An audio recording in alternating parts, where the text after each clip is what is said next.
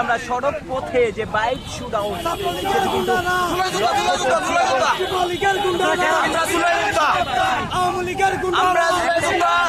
কোনো সময় এই আওয়ামী লীগের রাজপথে আসতে দেবো না। আমরা সদা জাগ্রত থাকবো। এই আওয়ামী লীগ প্রায় 2000 মতো লোক হত্যা করছে, তারা এখন হুমকি দামকি দেয়। আমরা এটা প্রতিহত করার জন্য সর্বদা রাজপথে থাকবো।